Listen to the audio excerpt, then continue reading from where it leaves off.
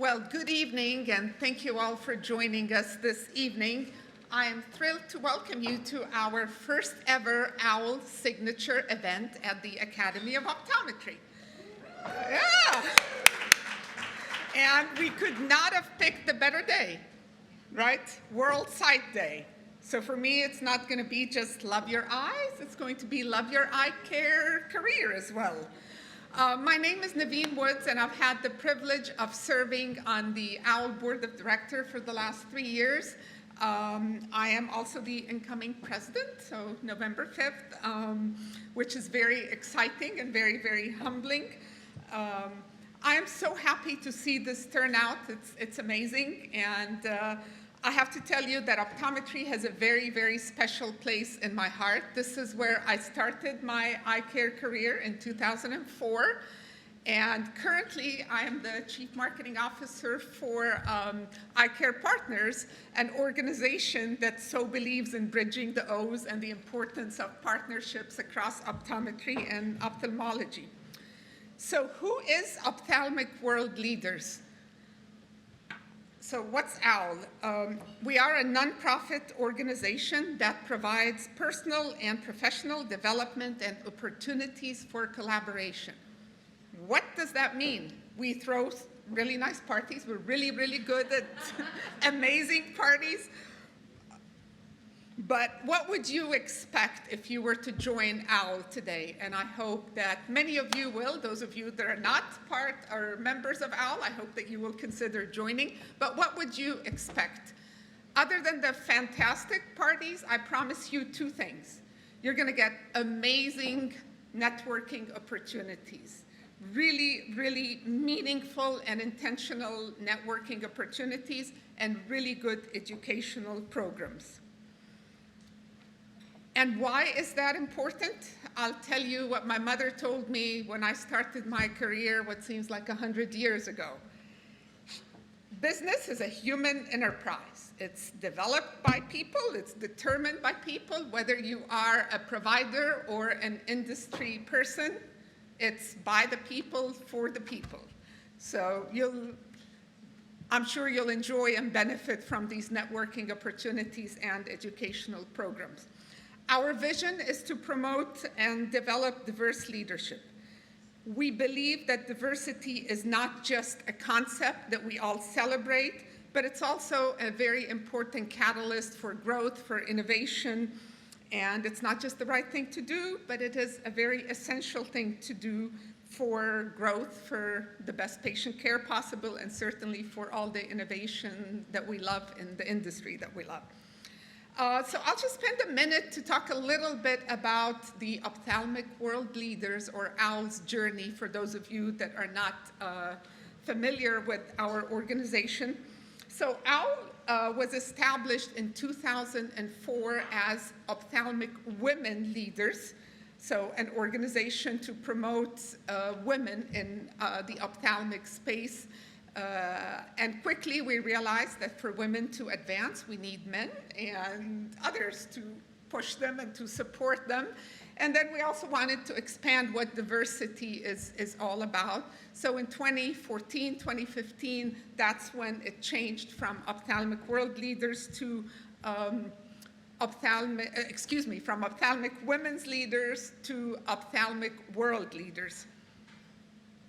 And one important priority for us this year in 2023, 2024, and certainly during my term as president, was expanding beyond ophthalmology. Candidly, in the 20 years that we have been in existence, we've established a really nice, a really strong footprint in ophthalmology, but we haven't done the same in optometry. So for us, an important priority was how do we expand into optometry, and also how do we expand into Europe. So I'm really excited about that, and it's been an amazing welcome from the optometry community when we started talking about this. In closing, I just want to say that achieving diversity is very much, we believe, a deliberate and an intentional effort. It's certainly a journey. It is not a destination. It is very much an ongoing commitment. And it's not just a moral imperative, but it's tremendous opportunities for all of us. And we could not have done that without the friendships and the support of our partners and supporters. We certainly couldn't have done that without the Academy. And so we're very, very grateful for the warm welcome that we got from the Academy of Optometry. And certainly very thankful for my friends and former colleagues at Alcon for the sponsorship, and also Zeiss for the sponsorship. So I will now bring up Dr. Jeff Wallin. It is my pleasure to introduce Jeff to you. Many of you know Jeff. He is also the incoming president of the Academy of Optometry and has been a great friend and supporter of OWL as well. Thank you, Nivine. I purchased this shirt not long ago, and I bought it because I thought it was vibrant, exciting, colorful, beautiful, and then I came up to the podium after Nivine. I just feel like it's a Navy shirt now. I am particularly pleased to welcome ophthalmic world leaders to the American Academy of Optometry. I truly hope that this is the first of many momentous events held between OWL and the Academy. Diversity really brings perspective to solutions and often reformulates the problem into something that is that will ultimately have a bigger and stronger impact. I've attended several workshops where they've talked about the benefits of diversity in research. So if you bring together the leading scientists with marketers, with advocates, with patients who have the problems, with lay people, that's the group of people who create the solutions that change the world ultimately, and that's why diversity is so important. I was fortunate enough to participate in an OWL event not long ago, and it's not very often in optometry when we have an event that brings you to tears of joy and tears of sorrow all in the same event. This event had several LGBTQIA and or plus optometrists who talked about participating in the profession, what that ultimately meant to them, and what the issues are that they faced. And it really highlighted the fact that we have come a long way. It wasn't long before this event that none of them would have been out in public. But now they're out in public, but it also highlighted that we have a long way to go. And it's not just for people who identify as LGBTQIA+. We have a long way to go in terms of diversity in optometry, and I think OWL is going to certainly help us get there. To that end, over the past year, the Academy has done a lot to try and improve the diversity. So Sue Cotter, our president, has actually made sure that every single committee has at least 2 underrepresented minority people on those committees. She's also appointed a DIEB committee that is basically trying to bring inclusion to the meeting as well as education to the meeting. And I think these are 2 very important events because we have, like I said, a long way to go toward improving diversity, and that diversity comes in many different forms. But because OWL and the Academy have similar goals, I hope that we're able to continue to create collaborative and inclusive environments that ultimately help improve the diversity of optometry and ophthalmic and the ophthalmic world in general. So I truly appreciate your efforts. I welcome you to the Academy, and thank you, thank you, thank you.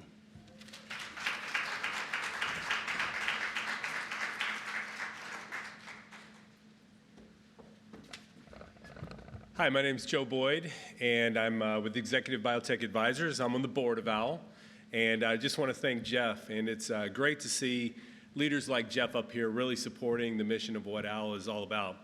And I can remember my early days 20 years ago going to Ohio State University and seeing Jeff, actually seeing Kelly Nichols there, and she said, "Do you know Jeff Wallin?" And she said, "If you don't, you should get to know him." So it's great to see, Jeff, how far you can just continue to grow in your leadership. Well, thank you all for being here. OWL is really special, and I want to highlight a few words that Nivine says, is that we are a 501c3 nonprofit organization. And we function due to the dues from our members, and sponsors, and really from our corporate sponsors. And tonight, we really want to make sure that we give sincere thanks to two companies who have really helped make tonight possible. First is our major event sponsor, Zeiss. We really want to thank you. And our premier sponsor, Alcon. We could not make impact making without your support. So let's give a round of applause to Zeiss and Alcon. So with that, I definitely would like to invite up Kristen Brotherson, Vice President of U.S. Vision Care Sales at Alcon, our premier sponsor, to say a few words and for us to say thank you to Kristen.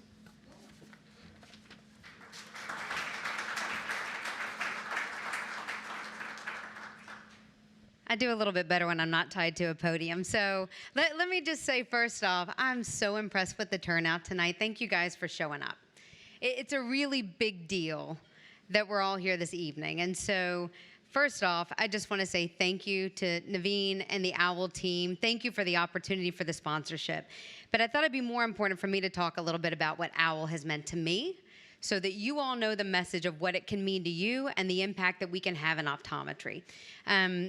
I first want to say, Jeff, you made a comment about DEI and B. And yes, OWL definitely checks the boxes for diversity, equity, inclusion. The belonging piece is the piece that OWL has brought to me in my career over the last 9 years of membership, and why I encourage all of you not only to become members, but to talk to your friends and colleagues in optometry. Because what I have seen OWL do in the ophthalmic space over the last 9 years is nothing short of miraculous. I want everybody to take that moment and think about that time when you walked into a big meeting room at a meeting and you felt like the outsider. Just take a moment. We've all been there. When you're the person standing at the table by yourself, eating your charcuterie, drinking your glass of wine, hoping somebody will come and talk to you. What OWL creates within our industry is an environment where industry and ECPs alike lean on each other, connect with each other, accelerate each other's leadership capabilities, because just like Jeff said, we are stronger when we do that. And we're stronger when we recognize that when we walk in the room, we have connections with people where we can bring those people together to make our industry stronger, to make optometry stronger for the betterment of our practices and our patients. And so let me tell you what this looks like. About 9 years ago, I felt, man, I've got a pretty good gig. I've been working at Alcon for a long time. I had a positive career. But what I realized is when I went to big meetings, I swam in the same little pond. I saw a lot of familiar faces. I was really intimidated by a lot of them. I knew their names, but I was thinking, man, I could never talk to that person. You know, I could never talk to Jeff. He's like a big deal, incoming president, right? All of these things. And then I became a member of OWL, and I showed up to my first meeting. And I remember being that person standing at the table, eating by myself, and having somebody come up to me and start a conversation with me. That person was a guy named Tom Frenzy at the time. I didn't realize what a big deal that was, but he made the effort. And he was someone who was like a giant in ophthalmology. And I'm thinking, man, this guy Tom, he seems pretty cool, right? And so what I encourage every single person to do tonight, we've all been the outsider. The whole point of this organization, the whole point of our specialty is to make people's lives better. So we have the power to do that through membership, because, by the way, I'll give you the plug here, this only works when we pay dues. That's how we get together. That's how we continue to sponsor these things. So if you're in industry, I encourage you to think about sponsorship. And if you're not a member today, become a member, because what you will get is friendship. You will learn leadership skills. We're going to hear from an amazing panel this evening, an absolutely amazing panel. So take advantage of that. And the one thing that I'll close with is diversity, equity, inclusion. It's important. It's something that OWL supports. It's something that Alcon believes in fully, which is why we are such gracious supporters of OWL. And I'll take it back to the conversation that we had at AOA when we did the Eyes on Inclusion event, where I got to meet Jeff, I got to meet Bryce, I got to hear their truths. I got to meet people that I now know and respect, and I no longer feel like an outsider when I walk into a room as long as I see their two faces, because I know them. Take advantage of that. And the one thing I'm going to ask each and every single one of you to do, and by the way, ask the people that know me, I'm fierce. If you don't do this, I'll know and I'll come after you. Meet somebody tonight that you have not met. Take the time to walk up to somebody that you do not know.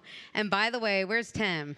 Where's my new friend, Tim? Yeah, like I've been trying to do this all night, right? Meet somebody you don't know. Introduce yourself. Find out where that person works because you know you're going to see them at another meeting. And at some point in your career, in your life, you're going to be able to connect with that person and help that person out. So can I get your commitment to do that tonight? Everybody, one person? Yeah, like I was going to sneak out early. Now you can't sneak out early, right? All right. So with that, thank you all for being here. Thank you for the support. Thank you to the OWL team and everything that you're doing for our specialty and bringing people together. And with that, Joe, I'll hand it back over to you. Thanks to Kristen. She did say she will find you and hunt you down, I do believe. So thank you, Kristen. Kristen has been a longtime champion of OWL, and it's great to see leaders continue to grow and continue to be a part and give back to the community that we're part of. All right, with that, let's introduce our program and invite our panelists to the stage for a discussion on advancing diversity within the optometric leadership. So I'll invite up Nivine Woods, who's going to moderate, as well as Millicent Knight, Bryce St. Clair, and Walt Whitley to join us. Okay, well, welcome. Three of my favorite people. So we're here to discuss this important topic of diversity in optometry leadership, and we picked an amazing, yes, the light is, we're going blind here. I'll try to look this way. So we invited three distinguished ODs, three amazing panelists here representing different backgrounds and different experiences. So really the purpose of this discussion is to hear more about their challenges, their experiences, successes, but different things that you've encountered regarding diversity and adversity in your optometry career.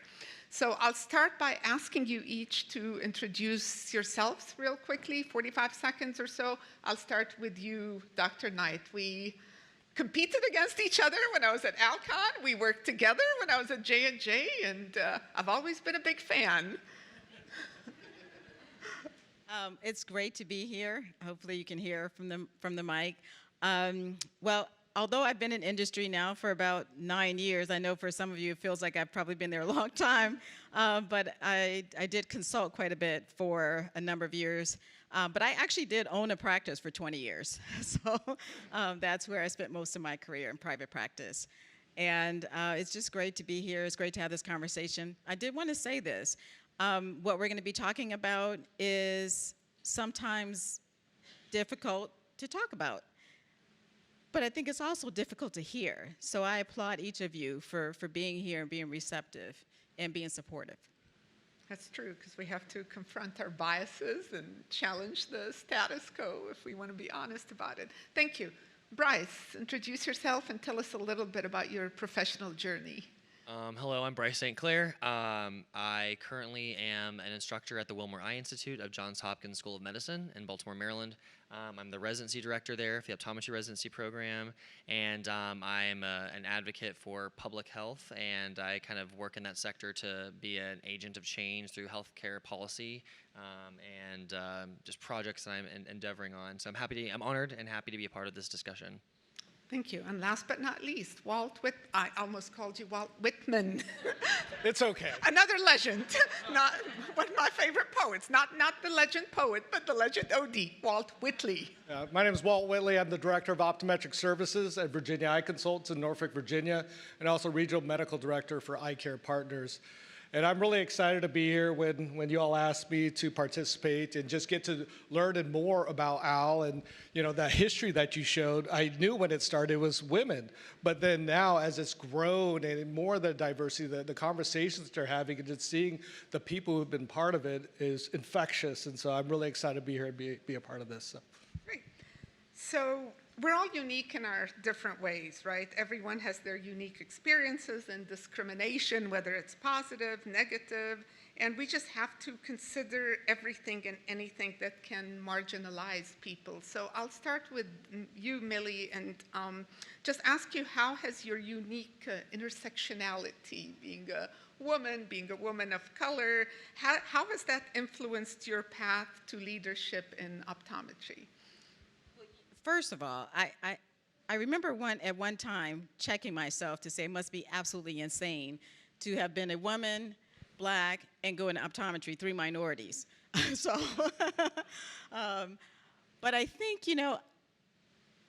when I first got interested in optometry, my father says I was 8 and he was taking me to have my first eye examination, and afterwards I was so impressed that I told him, Dad, I'm going to be an optometrist.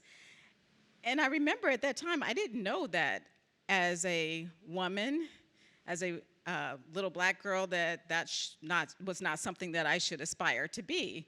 No one ever told me that, and so I didn't take it in, and I just kept plodding right along. At some point, someone did tell me that I wasn't supposed to be those things, but at that moment, I had to make decisions about who I was and what I wanted out of life, and so I was able to persevere. I've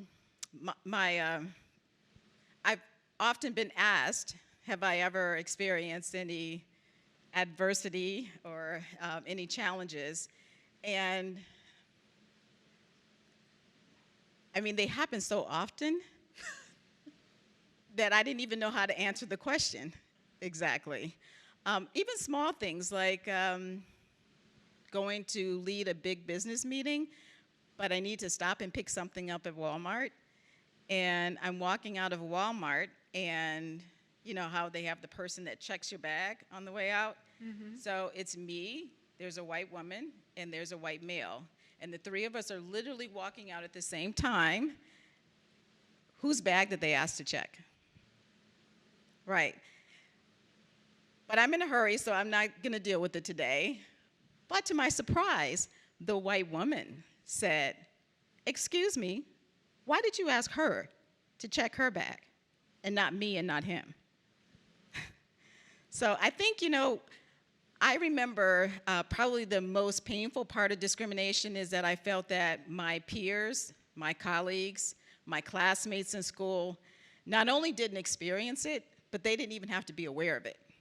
But when I see that people are aware of it and actually are taking an action, it really warms my heart. And I think we're moving in the right direction, because I think when we include diversity, it's additive. It's not subtractive. It's additive for all of us in that experience. How about you, Bryce? Have you encountered particular barriers or prejudices in your journey to leadership to where you are today? I would say, so why is a white man up on the stage right now? I'm gay, surprise. So basically, I think this is really important. A gay optometrist or an optometrist who's gay? Sometimes I'll play both, right? So I got, but basically, for me, I think it's easier, or was easier, because my diversity quota or my diversity factor is hidden, right? I'm not transgender. I'm not trying. I'm not trying to pass as something else. I'm not trying to. I don't wear my diversity on my skin. So I think mine's a lot more protective, and that's sheltered me from a lot of it. So I'm happy to say that I haven't had any barriers to leadership in that regard. Mm-hmm. But I was reflecting on this question. I was like, I have had small things where, like, I'll have a patient, like when I was in Texas for residency. I had a patient who went on this like diatribe that was really homophobic, and I was like, I don't know I don't know if this is like in response to me being your doctor. I didn't open the door and be like, by the way, I'm your gay doctor today. But it was just, I have had comments, and I think just changing the environment to make it so that those are unacceptable comments, similar to what, someone had called someone out for acting in a racist manner. I think that's really important. So changing the environment is beneficial, but also hosting, conversations where some small things like, oh, what is your partner do? You're not assuming that someone has a wife or a girlfriend or a boyfriend or whatever. So I think those are small things, but I'm very blessed to say that I have not experienced adversity in leadership being a gay man, a gay white man. How about stereotypes and biases? Oh, stereotypes, yeah. So I remember, and this is, I love Ohio State. I went to the Ohio State University, go Bucks. I love it to death. I think it's really important, we'll talk about this later because I have my own soapbox about this, but I really think it's important to have openly queer people in optometry school. Intentionally, like, I think it's really important. Some of the people who went to optometry school with me, I might have been the first person they met who was openly gay. But one thing that was really shocking was that I was sitting in class one day for pharmacology, and a student came up to me and was like, "Oh, the eyeball is this weekend." And I was like, "Yeah, it is." And she goes, "Do you want to go dress shopping with me?" And I was like, not really. And she's like, "Well, what about afterwards? Like, we could go and watch like The Bachelor and that kind of stuff." And I was like, "I don't watch The Bachelor." And she was like, "Oh." And I was like, "I don't." And I was like, "Listen, I love you to death, but like, you don't know me, and this is how you're gonna like start talking." Like, and I think again, it was good for her as like a reality check of like, this is like not what you just start talking to somebody. Like, but it's there are stereotypes, and I do fall into the stereotypes. I love a good brunch. I love mimosas, like, right? My house is very beautiful. Like, I thought my lawn is manicured, but yeah, but like, there's some things I was like, yeah, I don't watch The Bachelor. I go home and I don't know, watch Comedy Central or something. So there are those things, but nothing like behaviors of stopping me at a grocery store or something like that. Can I comment on the stereotypes? Please. Well, when I graduated, it was a few years ago, there weren't very many women in optometry, period. And I remember the first practice I was in was an optometry co-management practice way before that was a thing. And the patients, a lot of our patients were elderly patients, mostly Eastern European. And they would come in and they would call me, and I did look very young, but they would call me Nurse Dr. Knight. Dr. Knight. Because I couldn't be a doctor, but I was Nurse Dr. Knight. They were respectful. And they would sometimes tell the ophthalmologist that would come in or, check and see if they needed anything. And they'd say, "No, Nurse Dr. Knight took care of everything. Like, I'm good." And then I have, my practice was 70% white. And I would sometimes get a new patient that would come in. And it's the look that you get when they're like, "Oh, my God, that's the doctor." And, and they can't escape. And so it's and by the end of the exam, they're like, "Wow, that's the best exam I've ever had." But and so I don't know if the bar was so low, but anyway, again, I always just try and do the best that I can, as I have always done, and let that be someone else's issue. The other example that came to mind right away to that is when I consulted a lot, I would often go to do dinners for companies like ours. And I would walk in, and I'm the speaker, and I would get the look, and the look it's a very distinctive look. What the hell is she going to be able to teach me? Kind of look. And again, at the end of the discussion, they're like, "Wow, that was really great." So it's just something that I don't know if you get used to it, but one other thing that surprised me once, I had a new patient come in. It was a white female. And she was an attorney. And at the end of the exam, she said, "Do you know why I picked you?" Or, I went down my vision plan list, and I said, "No." And she said, "Because I knew you knew your shit." Because I know you didn't get through school without being challenged. So it's just interesting. Thank you.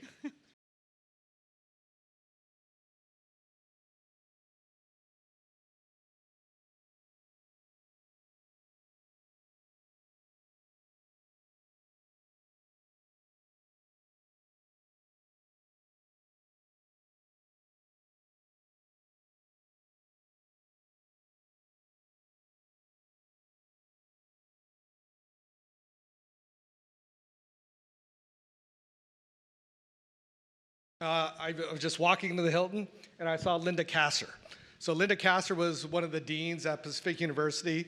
She was always involved. She was past president of the Indiana Optometric Association. So when I was a first year, I knew you only get out of optometry and eye care what you put into it. And so, I followed her lead and her being involved. And so she set the stage for me to get involved. And so just trying to emulate things that you see from your mentors put you where you are today. So I had her, Doug DeVries, one of my best friends. I've worked with him twice, and I've also quit on him twice. But him and I are still dear friends, and he still mentors me today. We had a lunch. He saved me a seat. He goes, here, this is for you. But with mentorship, for me, actually, so starting to get involved within state associations, national associations as well. I remember being in a meeting, and it was all, no, that's not how we do this. It was all the same perspective, all the same older Caucasian male majority was in there. And what advice would you give today to aspiring young ODs from underrepresented backgrounds who are seeking that same kind of mentorship? So just get involved, come to these type of meetings, network. I mean, that's what this is all about today, is for us to get to know each other. I mean, one of our all-stars is over here, Katie Rayshon. And so I told her, I said, hey, you get out of optometry what you put into it. And so she's, president was a trustee for the society. She's on the board for the state, getting involved with lecturing. And so just ask, meet someone new at each and every one of these meetings, and just find ways to get involved. Find a mentor, because there's a lot of them out there that are happy to help and will bring you along as a team. I want to talk a bit about overcoming adversity, and maybe Bryce, you can share if you can think of any specific instances where you felt that you faced some adversity or discrimination in any way, and how you handled that, what you learned from it. So what I would say is I grew up in Alabama, and I was the only person I knew who was like myself, and there was no representation on television. I've heard my friends, some of my friends who are Asian, said that when they would see themselves on television, it would be a caricature of someone who's Asian. But I remember not seeing anybody who was gay, or if they were on a television show, I probably wasn't able to watch it. So my mom would probably block the channel, parental blocks. It was, I thought I was like defective for the longest time. I kept waiting to be like, okay, well maybe eventually I'm gonna start liking girls, and it never happened. So I think the culture, it wasn't really, again, professionally, I've been so fortunate that I live in Maryland, I live in Baltimore City, I live on the East Coast, I'm north of Alabama.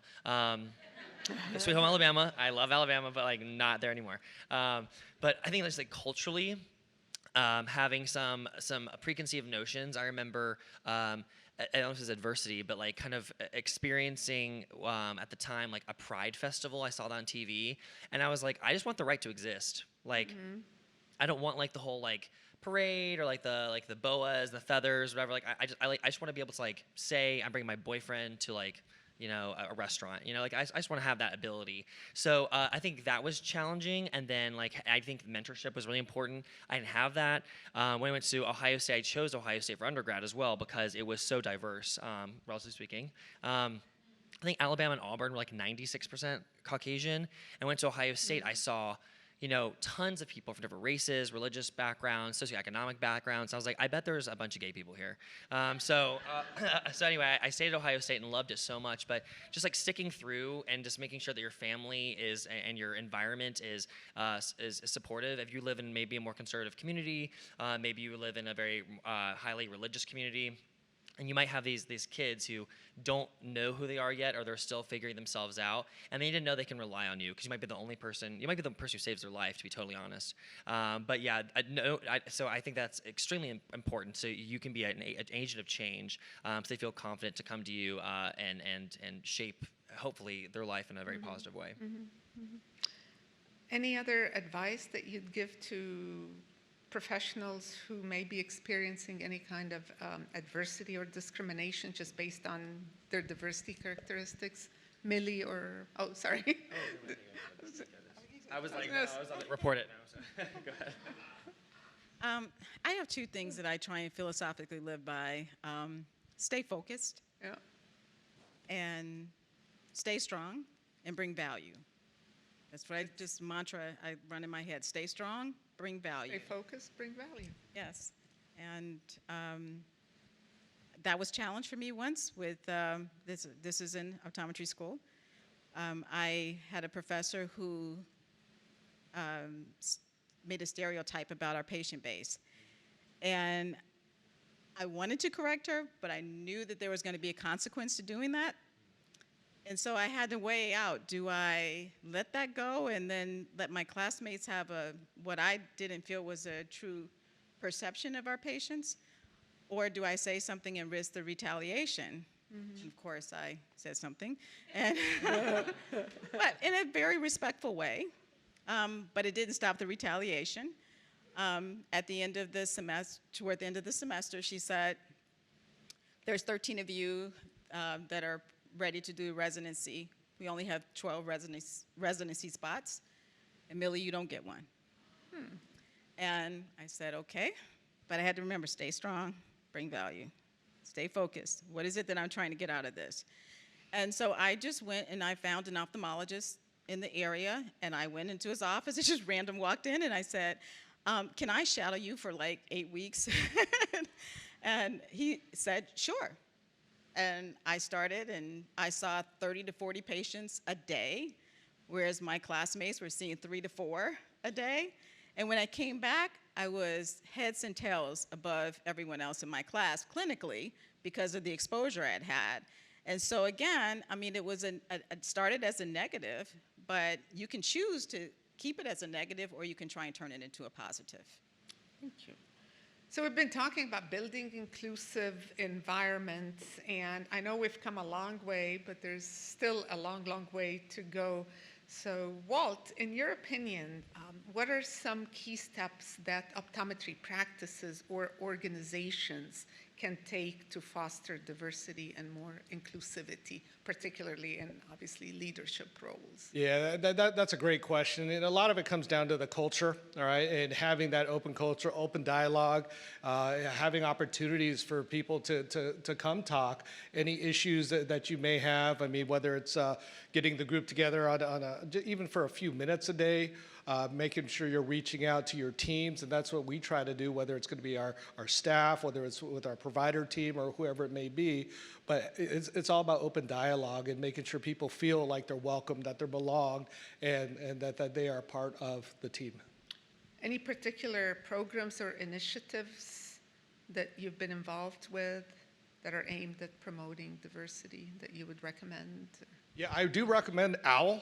So Thank you. if you're not a Good member, answer. Good I would definitely sign up for OWL. But you know, for optometry, you know, this is the first meeting that we've had here, and so I mean, this is a great start. And you know, tell your friends and find that one person again and bring them back next year. So this meeting will definitely grow. And Millie, you mentioned to me Kaleidoscope and Mosaic. Yeah, so I guess I didn't follow suit, and I didn't introduce myself formally, at least what I currently do. So first of all, thank you to the sponsors for allowing me from EssilorLuxottica to speak today. Plenty of love to go around. One of the things that we do, and you probably do in the other companies, is we have a business resource group, or some call it employee resource groups. And I think they're affinity groups that really work to effectively help people feel a sense of belonging. Because we know from the data that if there's belonging and people can show up in their authentic selves, that the work productivity goes up. And there's data to support that across a number of companies. And so I just think, number one, providing those types of resources. I actually didn't want to just go by my own experiences, so I took diversity and inclusion training at Cornell University and got certified. Because I wanted to be approaching this, since I'm an executive sponsor for the group, from a place of best practices. And so I wonder why they don't have. How long is that course? It's about 3 months. Oh. It was very engaging, and I really learned a lot. I thought I knew a lot about it already, but I learned a lot. And again, I always want to try and approach those type of sensitive topics so I can meet people where they are and come from a place of best practices. Thank you. I'll look it up. So in the remaining few minutes, I want to talk a bit about how we empower future leaders. And I want to hear from all three of you how we can inspire and encourage more people to pursue leadership roles when they think they're not good enough or they're different or they just can't take that first step. And then maybe what steps can be taken at the educational level, particularly, I want to hear from you, Bryce, to prepare students from underrepresented backgrounds for leadership roles. I'm happy to jump in, if that's okay. Sure.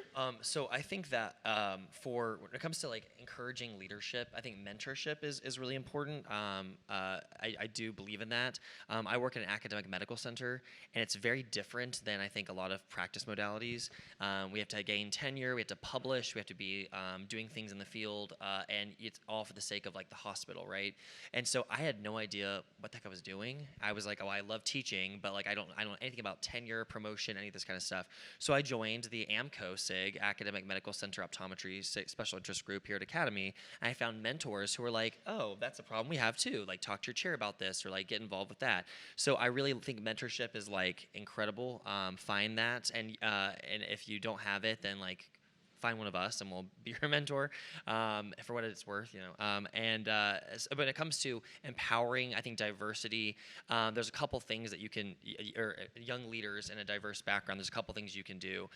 Number one is make like your, I know that seems so corny for like the DEI statements on a website, but like put those out there. I love watching like the TikTok and Instagram videos where someone goes, how do you celebrate like diversity, equity, inclusion? It's like somebody who's talking about like the guy's like Hispanic, and the guy goes, well, every like Taco Tuesday we go out, and it's like, okay, that's not like a DEI statement, right? So like it's like some people just don't know, and if that culture is not present, you're gonna deal with a lot of obstacles, most likely.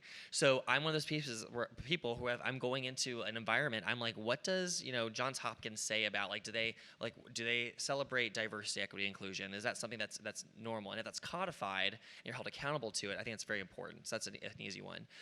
As a student, I think scholarships are fabulous. I know in this era of like affirmative action being overturned, that's now challenging to do, but I think that like good will always win out overall, and I think we'll eventually still have some sort of way around it so we can celebrate diversity in some way, shape, or form.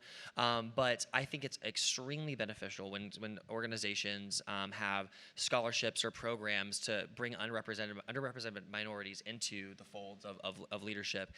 So I'm currently working on something with Ohio State to start like we're going to call it like hopefully the Buckeye Pride scholarship to include people who support queer identities into Ohio State's optometric program. And I'm hoping to get that conversation started. Some people start organizations, but I think that, again, a small faction of like, hey, this is some money for us to acknowledge that your life is different and we're challenging maybe from others, it goes a long way. I have a couple students who are shadowing me right now in the clinic, and one is from Haiti and the other is from West Baltimore.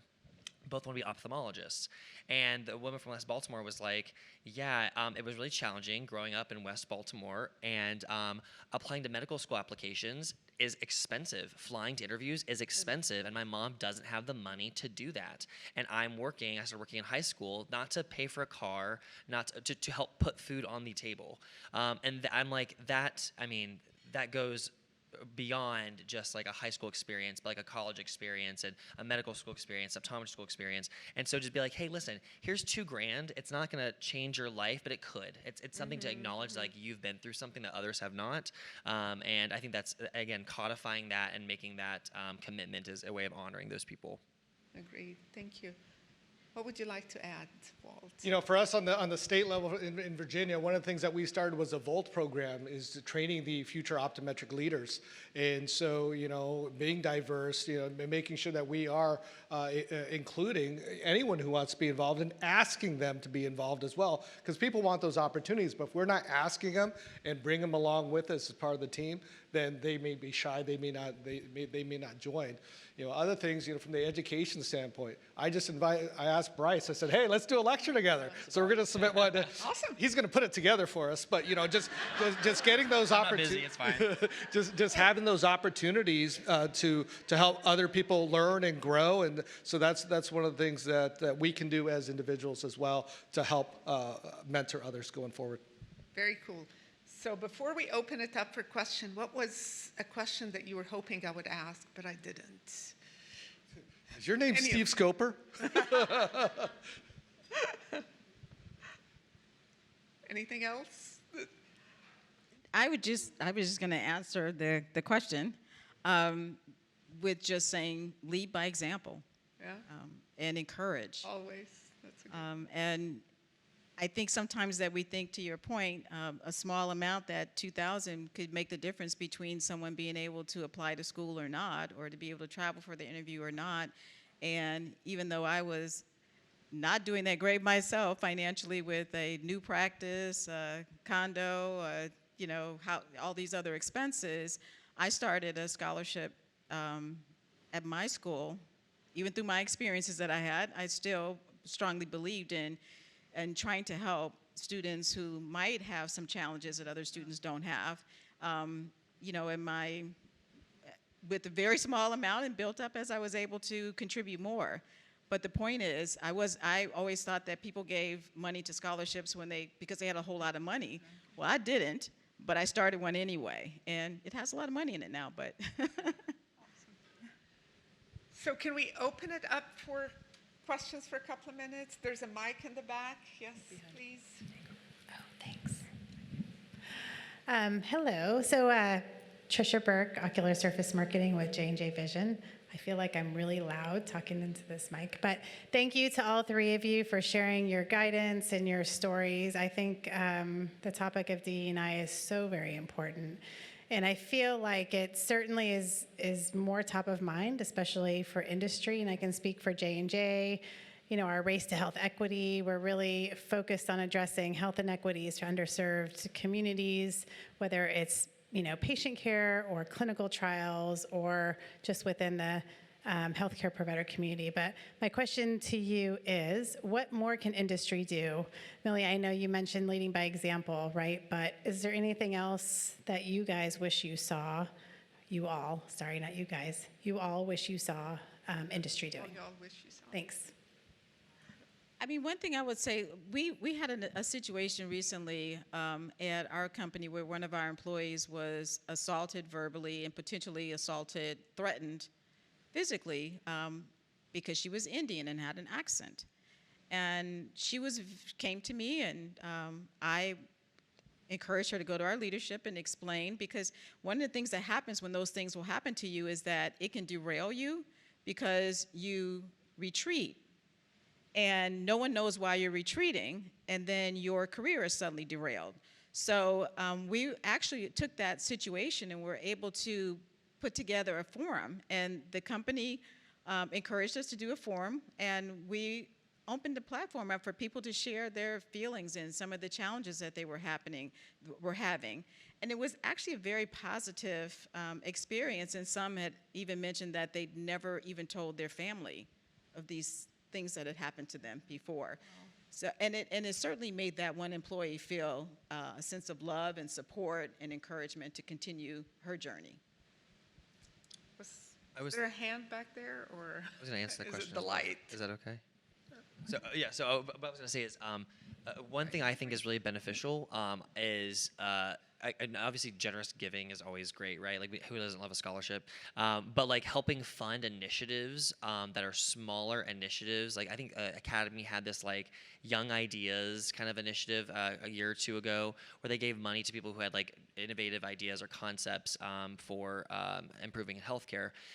Healthcare equity, there's lots of ways of approaching it. I think, for example, getting young leaders involved in health equity is encouraging them from a small level, maybe a small amount of money to get their projects started.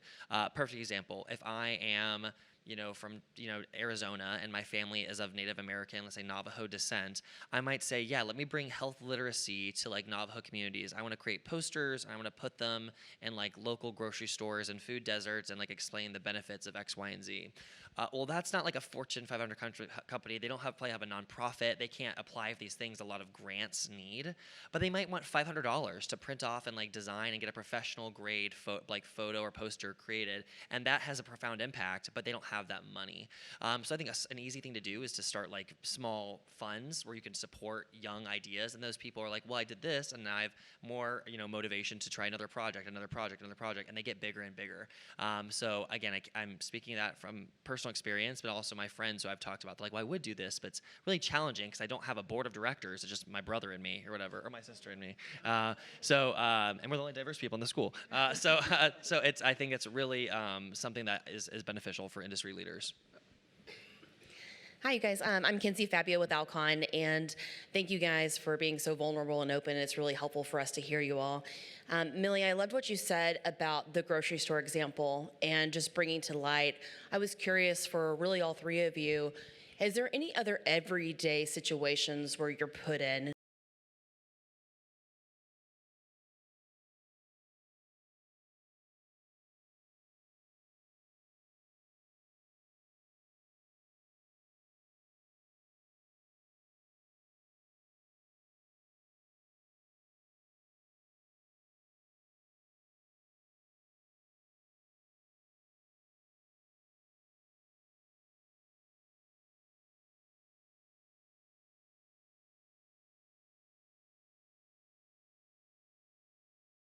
that given a resolution for something, and 5 minutes later, a white male says the same thing, and it's a great idea.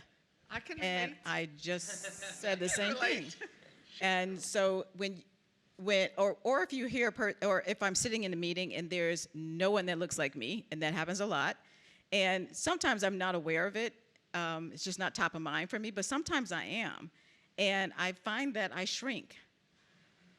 And so if I'm really quiet, maybe taking that initiative, like to just ask, what do you think?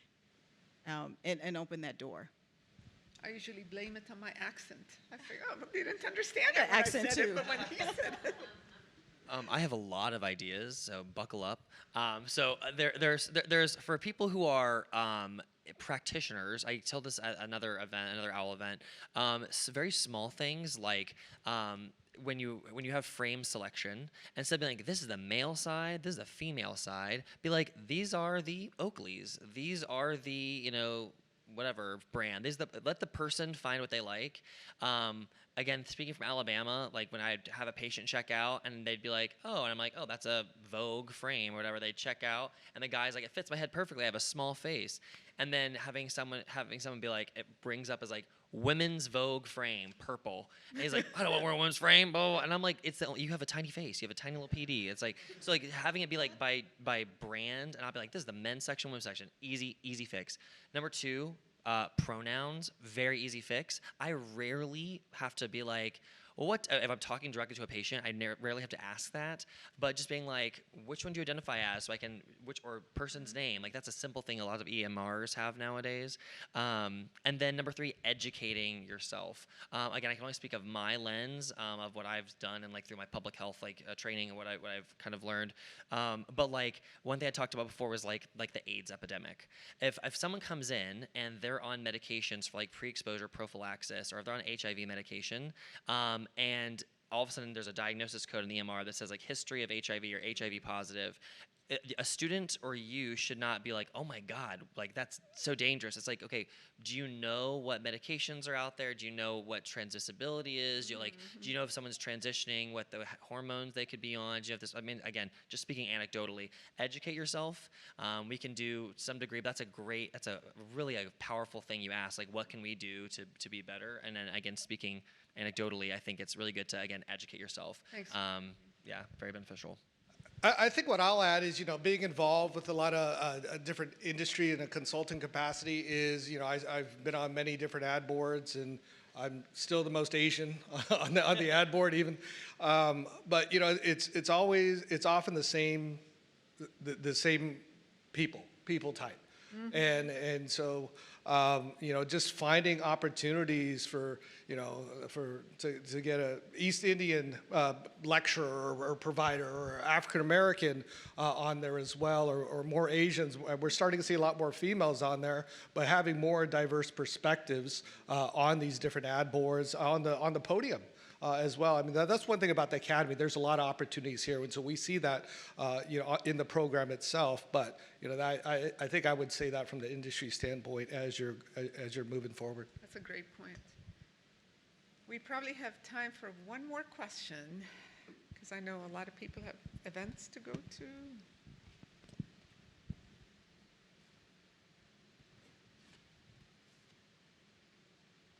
No more questions? Well, then I will say thank you so, so much. I can see myself locked up in a room with you for an afternoon, and I would really enjoy every minute of it. So thank you for joining. Thanks for the time, sharing your stories, the vulnerability, and certainly the partnership and support for OWL. Everybody, thank you again for spending your evening with us. We really appreciate it. And if you have any questions about OWL, Gaynor is here. She's our executive director. The Gaynor, take a bow. So you can ask her, you can ask me, you can ask Kristen. I don't know if Joe is still around, but please reach out. We're happy to answer any questions and certainly would love to welcome all of you in our membership. So, thanks again.